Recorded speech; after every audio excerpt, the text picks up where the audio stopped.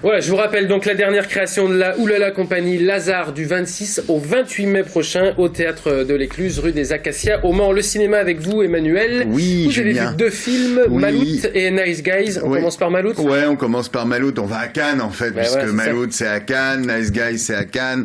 La semaine prochaine, ce mercredi, il y a Roulietta, le Almodovar qui sort sur les écrans. Et dans une semaine, il y a Elle de Paul Verhoeven avec Isabelle Huppert, Laurent Lafitte, qu'il faudra surtout pas rater, qui tirait d'un bouquin de Gian, qui s'appelait Oh. Tiens, Laurent Lafitte qui a fait sensation sur son discours d'ouverture. Oui, il s'est un peu planté, donc je ne parlerai pas de viol, tout ça, machin. Maloute, c'est le film de Bruno Dumont. Moi, je me souviens qu'il y a 17 ans, j'étais allé voir un film qui s'appelait L'Humanité d'un certain Bruno Dumont, et je m'étais dit, jamais je ne retournais voir un film de ce type. Et, sauf que Dumont, comme quoi, hein, bon voilà, sauf que Dumont est passé du statut d'un cinéaste intello chiant, au statut d'un cinéaste intello rigolo.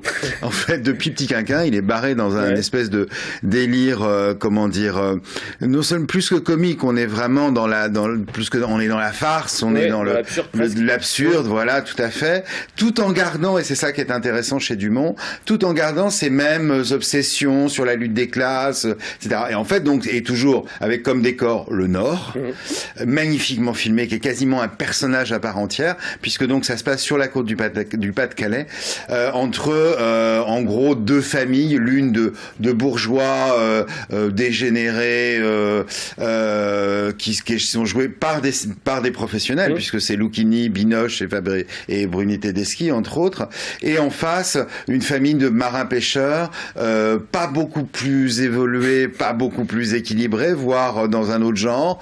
Je peux pas raconter parce que sinon ça dévoile quand même un truc du film. Et c'est cette espèce d'affrontement, en plus. On est au début du XXe siècle. On est en 1910. C'est le premier film en costume de Dumont, d'ailleurs, faut le signaler. Et on est dans une espèce d'affrontement finalement, et avec une espèce d'histoire d'amour un peu à la Roméo et Juliette entre où la vie est des enfants. Non, je dirais plus, on est carrément dans le thème de Roméo et Juliette, c'est-à-dire l'histoire d'amour entre sauf qu'on est chez Dumont, sauf qu'on est dans une espèce de, c'est ultra drôle. Enfin, après, on peut le côté débile, délirant, et comique, outrancier, et à la fois du jeu des personnages et des situations, du côté grotesque finalement, peut gêner. Moi, je trouve ça très drôle. Alors, c'est effectivement très outrancier. Les acteurs surjouent. C'est là où il y a même un espèce de déséquilibre parfois entre un Lucchini et une Binoche qui sont formidables, hein, Valérie Bruni Tedeschi aussi, mais qui effectivement surjouent, et des acteurs locaux, non professionnels, qui sont excellents. Et donc du coup, il y a une espèce de déséquilibre, mais c'est bon, voilà, ça donne un petit charme au film. Et moi, je trouve que le film, à la fois donc extrêmement drôle, burlesque, mais aussi qu'il pose réellement des questions, que cette histoire d'amour est finalement assez troublante, et que il y a ce paysage qui vous envoûte, etc. Et donc il y a finalement tout ce qu'on a envie de voir dans un film, une histoire qui très burlesque, très drôle, mais qui tient la route, des acteurs qui sont excellents avec un vrai côté un peu expérimental qui est pas inintéressant, et puis des très très belles images, voilà, et un peu de tout ça, et ce qui fait que le film, au-delà de la farce, c'est un film qui reste en mémoire, et on a en tête effectivement ces personnages, et c'est assez troublant finalement. J'avais aimé. Ah, beaucoup. Maloute. J'aimerais bien que ce soit au palmarès. Et Nice Guys. Alors Nice Guys, c'est un autre genre. On est là dans des comédies beaucoup plus simples. Ça se passe dans les années 70 à Los Angeles. D'histoire de 2 gars donc qui sont joués de privés, qui sont joués par Russell Crowe, et 2 privés un peu foireux, Russell Crowe et Ryan Gosling, qui au départ sont pas vraiment faits pour être potes, et puis qui se retrouvent sur la même enquête avec Kim Basinger. Alors là en plus la Kim Basinger des années 80, 9 semaines et demie, mais qui a aussi la référence à LA Confidential, qui était sorti il y a une quinzaine d'années, à peu près sur la même thématique, mais en beaucoup plus sombre, parce que là c'est une comédie. C'est-à-dire que le réalisateur est le type qui avait fait dans les années 80 tous ces films un peu à la fois drôles et d'action en tant que scénariste, comme L'Arme Fatale. D'accord. Et Kiss Kiss Bang Bang il y a 10 ans, qui était un film un peu dans la même veine, c'est-à-dire à la fois très drôle, débile et sympa. Et là on est dans ça. Alors c'est pas fabuleux, mais c'est joyeux, sympathique, il y a surtout une vraie atmosphère de ce Los Angeles des années 70, avec une histoire, bon, qui est pas très originale, mais qui fait que ça tient la route pendant 2 heures. C'est un bon divertissement. Voilà. C'est un très bon divertissement. C'est un peu plus que ça, même, je trouve. Que, voilà. C'est un bon film. Bon, c'est un bon film. Voilà. Alors, juste dernière chose, petit rappel si vous n'avez pas vu, avec les enfants, Les Malheurs de Sophie. Oui. Très important. Enfin, très important. De Honoré. Allez voir, de Christophe Honoré, et puis évidemment, le Woody Allen. Vous avez aimé le Christophe Honoré? Ouais. Oui, beaucoup. Ouais. Oui, beaucoup. Mais j'aime beaucoup Christophe Honoré. Mais j'avais été un petit peu déçu sur les derniers, et là, je trouve que, voilà, Les Malheurs de Sophie, il a réussi à nous faire quelque chose. Il a réussi à faire un film pour enfants, sans perdre sa propre identité de Christophe Honoré. Il paraît que Balasco est fabuleuse. Pas Balasco, Muriel Robin. Muriel Robin, pardon. Voilà. Ouais. Oui, elle est bien. Oh, elle fait du Muriel Robin. Ouais. C'est pas, pour moi, c'est pas le plus important du film. Ce qui est intéressant aussi, c'est que voilà, il revisite la Comtesse de Ségolène. Faut pas oublier qu'Honoré a commencé par écrire des bouquins pour enfants. Oui. Et a filmé même son premier film qui s'appelait Léo, Seul sans Léo, je sais plus, qui était un téléfilm pour France 3, et tiré d'un de ses bouquins, et voilà, qui était aussi pour les enfants. Donc voilà, et on retrouve cette veine. C'est vraiment, je trouve que c'est une fraîcheur dans les films pour gamins. Ça fait bien. Maloute, Nice Guys, et donc Les Malheurs de Sophie. Et puis Roulietta, ouais. Café Society, et tout ça qui va sortir qui est sorti. C'est le dernier Woody Allen. Yes. Voilà. Vous viendrez nous en parler. Et elle, avec Isabelle Huppert, ça j'attends. Merci. C'est en plus du sadomaso, c'est terrible. Merci beaucoup Emmanuel Chevreul du cinéma. On en parle encore d'ici quelques tout petits instants avec Claude Saucereau et Thierry Bonquet pour la première de la sortie du court-métrage intitulé Les Autres Départs. Ce sera au cinéaste le 21 mai prochain. On va parler aussi d'ici quelques instants de Portugal, la bande dessinée de Cyril Pedrosa qui sera lue en partie et puis également mis en musique par Imen Sebaa et Nicolas Salara. Tout de suite. Bouchons cumulés, cette journée est classée noire dans le sens des départs, orange dans le sens des retours et même rouge si vous revenez de la Méditerranée. Si vous passez par le centre ou si vous revenez... Rends-moi ce téléphone. Marilyn Monroe, là, tu peux crier moins fort. Il y a tout le monde au téléphone de maman. Fallait pas casser ça. J'y vois rien là-dessous. Pourquoi c'était fermé ce matin? Parce que quand on part en vacances, maman ferme les volets. Elle va pas fermer, ouvrir, fermer, ouvrir, fermer. C'est bon, on a compris.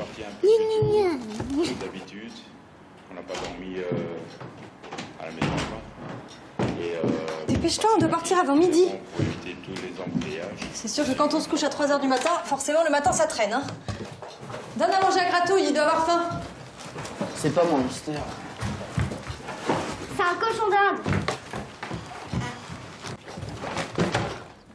Attends, y a plus rien là?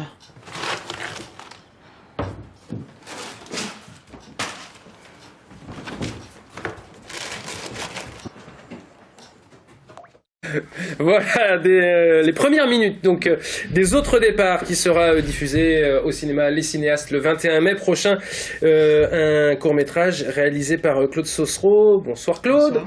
Et produit par OHNK. Thierry Bonquet, bonsoir. Bonsoir. Imen Sebaa, bonsoir. Bonsoir. Avec vous d'ici quelques instants, on va parler de Portugal, la bande dessinée de Cyril Pedrosa. Oui. Quelques lectures, un peu de musique aussi autour de cette bande dessinée. Ça sera le 20 mai prochain à la médiathèque Louis Aragon. Ça commence le 20 mai. Ouais, le 20 mai, ça. Le 9 juin aussi. Claude, vous avez les pétaches là avant le 21 mai sortie de ce film? Oui, ça commence. Ça va ouais, parce que on est quelques-uns à avoir vu le film. Donc maintenant, les comédiens n'ont pas vu le film, l'équipe du film, en général, personne n'a rien vu. Donc on en parle beaucoup, mais quand arrive le moment, finalement, c'est beaucoup d'attente un film.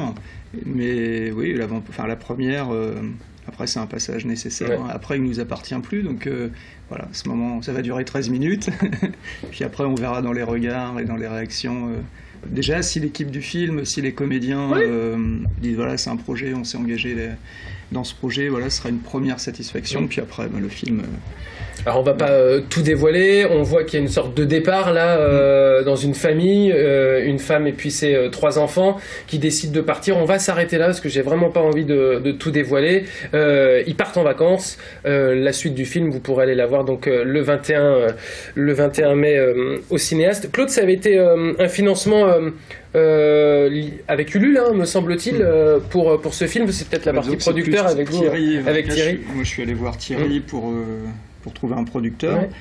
Et puis après, c'est Thierry qui a mis en œuvre. Vous avez reçu, d'ailleurs, je me rappelle, à ce moment-là. Quel est le rôle d'un producteur, justement, Thierry? Sans parler du LUL, mais quel est le rôle d'un producteur quand un réalisateur comme Claude vient avec un projet et vous dit voilà, je voudrais réaliser un court-métrage? Le premier rôle, c'est un rôle de premier spectateur, même à une étape qui n'est pas du tout celui d'un film, qui est vraiment un scénario, donc un texte qui est censé représenter bien le film qui sera fait au final. Donc il y a une première lecture, des échanges autour du projet en lui-même, pour essayer de voir ce que Claude voulait faire comme film et comment il voulait raconter ce texte. Et puis on a passé pas mal de temps à échanger comme ça pour améliorer le scénario. Puis après c'est de la mise en place du tournage, donc chercher des financements, trouver une équipe, trouver des lieux de tournage, etc.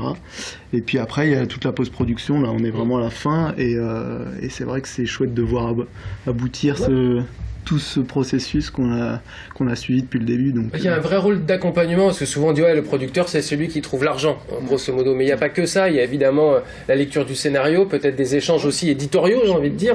Je me souviens que Thierry m'avait posé la question, il me semble, que tu m'avais dit, est-ce que ton scénario c'est une version finale ou tu es prêt à retravailler le scénario, donc déjà c'est un critère aussi de faire évoluer les choses ensemble. Moi j'étais pas fermé là-dessus. Et puis effectivement, dans ce projet, c'est vraiment, moi je suis pas allé voir, j'avais envie que ce projet existe. Et après effectivement, l'aspect financier, c'est Thierry qui voit si on trouve de l'argent ou pas. Mais finalement, le producteur, moi je me dis, il essaie de développer un projet, mais et après avec plus ou moins de réussite par rapport au financement. En tout cas, ce projet. Il est allé au bout, la preuve que le producteur m'a accompagné. Moi, il se serait pas fait comme ça si je l'avais fait sans producteur, clairement. Et Thierry, je pense qu'il a accompagné de l'écriture finalement, même si j'avais une version du scénario jusqu'à la fin du montage. Donc, on a partagé, je pense réellement du début à la fin. Je pense que le duo producteur-réalisateur, il y a des fonctionnements très différents. Nous, ça a été ça. Je ne crois pas me tromper là-dessus. C'est pas vous qui montez, Claude? Si, j'ai monté avec Elisabeth Canté. On a passé beaucoup de temps et ensuite il y a eu une première phase, une première version. Et puis ensuite Thierry a eu un regard dessus, Francine, la chef-op aussi. Donc ça a fait à nouveau évoluer. Le format, par exemple, on est sur un 13 minutes. Le format, c'est vous qui le définissez, Thierry, Claude, vous aviez déjà l'idée aussi de faire un 13 minutes, pas forcément sur le papier, il était plus long. Ouais.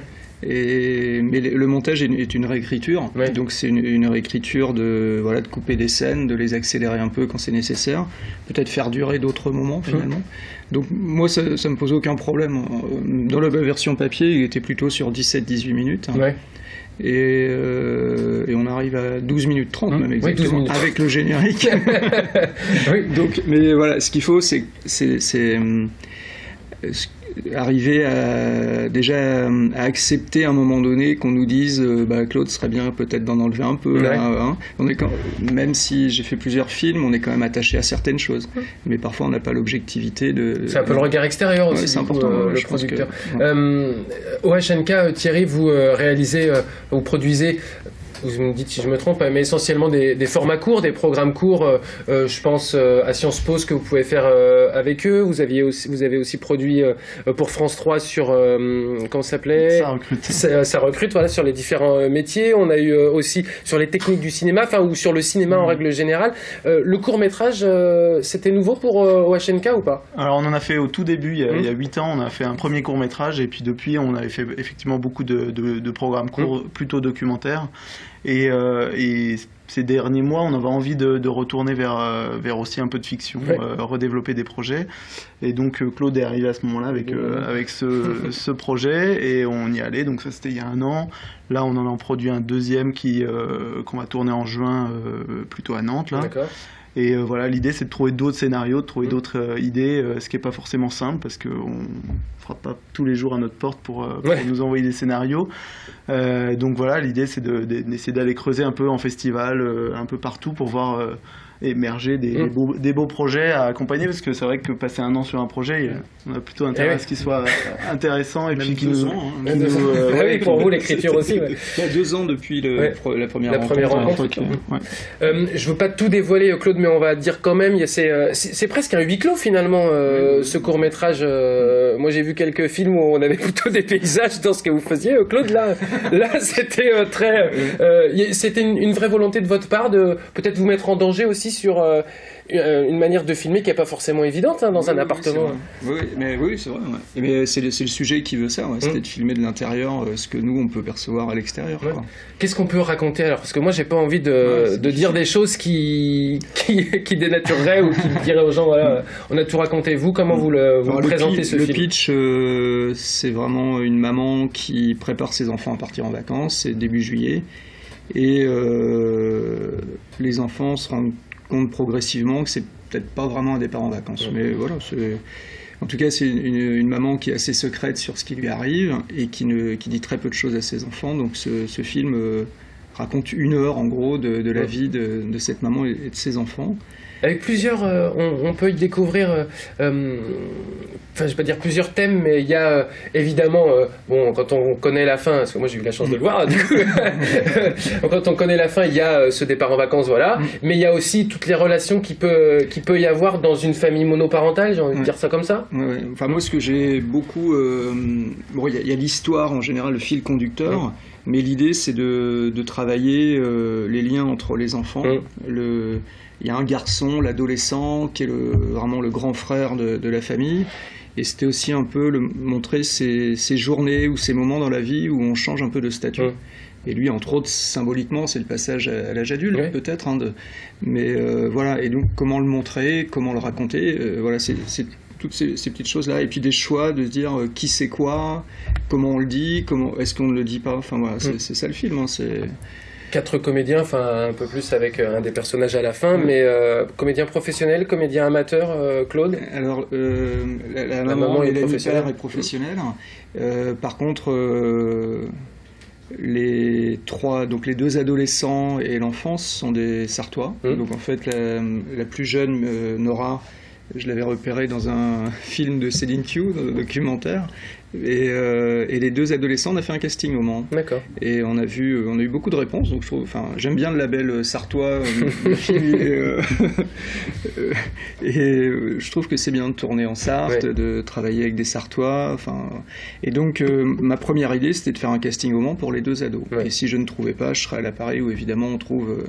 Donc Mélanie Père, d'ailleurs, c'est une actrice qui travaille sur Paris. Il y a des solutions pour faire des castings, tout ça, c'est faisable. Donc j'ai quand même les 2 ados, j'étais très content de les trouver en Sarthe. C'est tourné en Sarthe, de toute façon. Enfin, voilà, et en plus, après, il y a l'aspect pratique, mais pour moi, c'est cocorico de la Sarthe. Petite fierté. Mais c'était vraiment une satisfaction d'avoir trouvé ces 3 enfants sartois, parce qu'après aussi, c'est l'aspect pratique, même si au début j'y pense pas, c'est-à-dire qu'après pour répéter, pour se voir, pour qu'ils fassent connaissance, c'est quand même une famille. Il a fallu organiser des moments comme ça, et tout était plus facile évidemment. Et puis tourner avec des enfants, il faut aussi gérer s'ils viennent de et puis il faut des temps de pause et voilà, comme donc ça pour les enfants.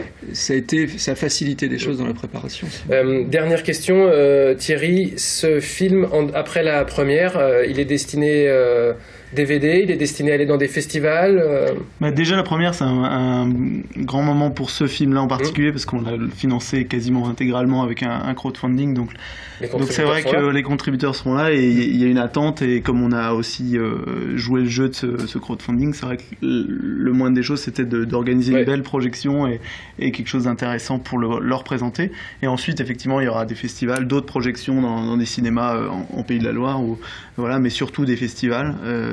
Et puis essayer après de le faire tourner un petit peu sur Internet aussi. Nous, mais on travaille beaucoup avec Internet, donc voilà, on va changer un peu parce qu'il y a une première diffusion au festival, mais voilà, de le partager au maximum. Et voilà. Les autres départs, la première aura donc lieu le 21 mai, c'est samedi prochain, au Cinéaste au Mans. Merci Claude et Thierry d'être venus sur ce plateau.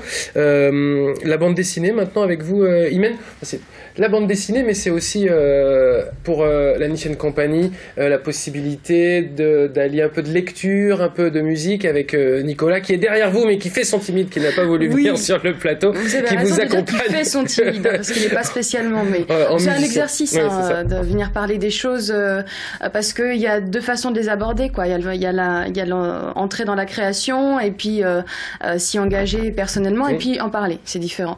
Mais du coup, oui, c'est un peu la même chose pour répondre à votre question, Clara Hérin, quand elle vient vers moi, elle me passe des commandes. Et en fait, elle sait très bien, parce que c'est ce qu'elle recherche aussi, que je vais prendre la commande à contre-pied, ou du moins que je vais un petit peu je vais la métamorphoser. Je vais pas l'aliéner, mais je la métamorphose, quoi. Et les premières fois où elle a fait ça, d'ailleurs, elle s'est dit où est-ce qu'elle m'emmène avec ses déambulations de lecture, où il y a de la danse, il y a du théâtre. Et c'est vrai que moi j'aime assez être surprise en tant que spectatrice, donc je fais ce que j'aime qu'on me fasse, quoi. Et du coup c'est un peu pareil pour ces temps-là. C'est pourquoi effectivement on va aborder certains extraits de la BD de Pedrosa, non pas pour raconter l'histoire de la BD, parce que c'est vraiment des choix qui sont non exhaustifs, qui ne racontent pas tout le cœur de ce qu'il a voulu faire, sans compter qu'au travers d'une histoire chronologique, il raconte autre chose qu'une histoire qui se passe écran après écran, c'est une BD magnifique, on va le rappeler. Cyril Pedrosa est un auteur de BD. Elle est un peu autobiographique, cette bande dessinée portugaise. Elle raconte l'histoire Elle raconte l'histoire d'un dessinateur de bande dessinée invité par un festival au Portugal. Il s'avère que ce dessinateur est portugais. Qui a des origines portugaises. Voilà, mais il n'y est pas allé depuis très longtemps. Et il retrouve un petit peu les odeurs de son enfance. Enfin, il y a des souvenirs c'est une BD vraiment magnifique, en fait, comme toutes les BD de Pedrosa. Oui, c'est ça. C'est-à-dire que c'est peut-être là, ma récupération, elle est peut-être là. C'est-à-dire que moi, je suis moi-même issue de l'immigration. Je suis native d'Alger. C'est très différent encore que pour le cas du personnage de Portugal, où lui est natif de France. Mais du coup, il y a quand même cette espèce de vague à l'âme qui est provoquée chez l'individu adulte qui retourne dans son pays où il a toutes sortes d'origines et d'attaches comme ça familiales, peut-être même plus profondes encore que des gros mots comme ça, comme familial, traditionnel, génétique, qui nous servent de parler de ce qui est particulier à des espaces, des géographies. Et en fait, ce personnage-là va y retourner, et alors qu'il s'attendait à être dans un espace complètement étranger à lui, il va y retrouver une familiarité qui est quand même assez étrange et qui est très très bien traduite. Et là, vraiment, j'insiste parce que moi, je suis quand même j'ai pas beaucoup de sentiments pour la BD au départ. Donc, ça m'a beaucoup. J'ai été vraiment complètement conquise par le choix des couleurs de Cyril Pedrosa, parce que là, il y a une connaissance accrue de l'émotion au travers d'une palette de couleurs. Alors, comment vous avez choisi, vous, justement, les différents passages de cette bande dessinée ça n'a pas été simple du tout. Parce que, comme vous pouvez le constater... Voilà, c'est un bon pavé. Il fait pas 10 pages, quoi. On a été très scolaires, on l'a ramené tous les deux. Oui, c'est ça. Moi, c'est la mienne, vous, c'est celle de la médiathèque. C'est vrai. Donc, ça veut dire aussi qu'on peut l'emprunter. Je vous la donne pas, Claude. Ça veut dire qu'on peut l'emprunter, on n'est pas obligé d'aller l'acheter forcément. Moi, j'invite quand même les gens à le posséder. Parce que c'est vraiment une très belle... C'est des tableaux, c'est construit comme ça en plus. Et ce qui est très agréable, on peut le montrer peut-être même quand on passe d'un espace à un autre, c'est qu'il y a une atmosphère qui est décrite par le choix des couleurs.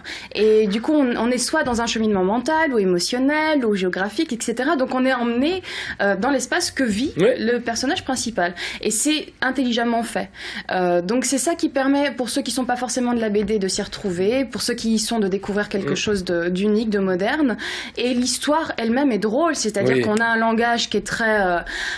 qui est à la fois soutenu et familier, c'est-à-dire qu'il n'y a pas d'option qui est prise à ce niveau-là. Donc on est dans des espaces de cuisine, dans des espaces scolaires ou etc. ou autres, et en fait il y a même des moments qui sont purement épistolaires, c'est vraiment des lettres qui sont échangées, donc il n'y a pas une option forte qui est prise à cet endroit-là, ce qui permet à tout le monde d'avoir à boire et à manger, et c'est ce que nous on propose de faire. Alors le rôle de Nicolas, est-ce qu'on va écouter de la musique portugaise, j'ai envie de dire, voilà, on a essayé justement de pas se laisser prendre par cet écueil, parce que quand on a écouté les premières musiques portugaises que je découvrais, c'est très singulier, la musique portugaise. C'est très teinté d'une tradition un peu ancienne. Et du coup, on n'avait pas envie d'avoir l'air d'empouler quelque chose qu'on ne connaissait pas. C'est-à-dire le fado, c'est-à-dire la musique portugaise, c'est-à-dire le berimbau, cet instrument typique.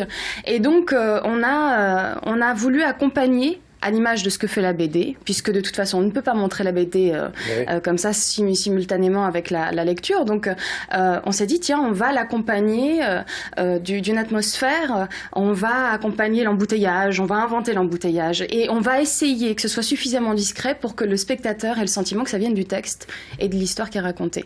Donc ça a été vraiment un travail de discrétion. ce qui est très différent de ce que je peux faire habituellement.